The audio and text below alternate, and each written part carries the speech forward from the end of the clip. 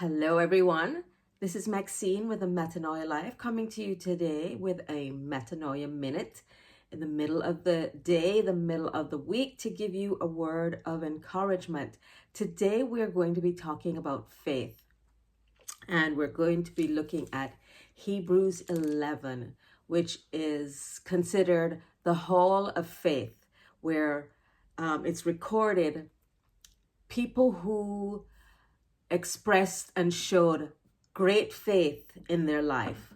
But first of all, I want to say that chapter 11, verse 1 says, "Now faith is the assurance, the confirmation, the title deed of the things we hope for, being the proof of things we do not see, and the conviction of their reality."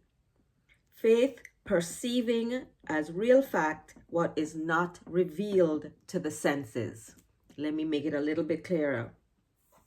Faith is the inner assurance that there is a deeper reality beyond what the eyes can see and the mind can fully understand. It is a profound trust in God's goodness and a commitment to a purpose greater than ourselves. So, faith is big, but faith is small too, because it says that faith, if we have enough faith as small as a mustard seed, we can develop that and do anything. So let's read a little bit of chapter 11 here. First of all, I want to talk about Abraham, because Abraham is considered the father of faith.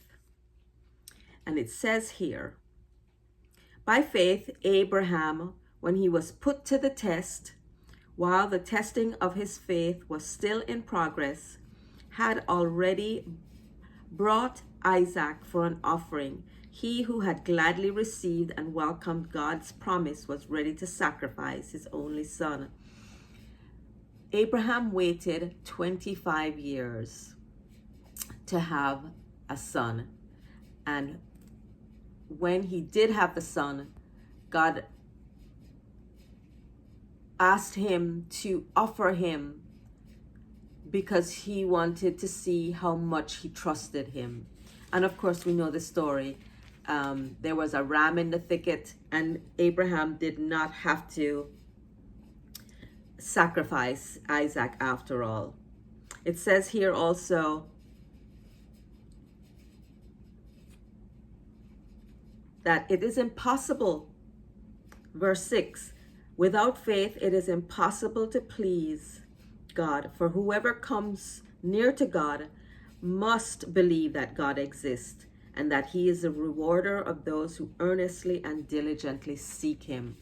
So it's something that God requires of us, as we can see there. So when you have the time, go ahead and read chapter 11 of Hebrews. And it has all these people who showed tremendous faith. I want to talk to you also about the woman in Mark chapter 5, where she was bleeding for 12 years and had spent all her money on doctors. And she saw Jesus passing in the crowd and reached out, pressed into the crowd, and thought, if I could just touch the hem of his garment, I know I can be healed. And through that, her faith in doing that, Jesus felt that coming from her. He felt her faith touching him and something leaving him. And he says that she should go and be healed because of her faith. And also the centurion, who was not even Jewish. He was a Roman centurion. And he had enough faith to know that his servant would be healed by Jesus speaking the word. And Jesus said that he had never seen someone in Israel with as much faith as that. So today, what does your faith look like? You know, just waking up and stepping out is an act of faith. But what are you putting your hopes in that's a little bit bigger than yourself today? I hope it's something that you have on the inside of you that's been really something that you want to achieve. So if it's something that you think and know that God is in, go ahead, step out and take an act of faith today. So let me know in the comments if this has ministered to you. Go ahead and like this video.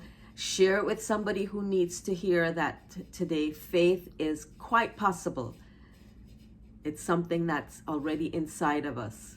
If it's even as small as a mustard seed, it can grow. Subscribe to my channel.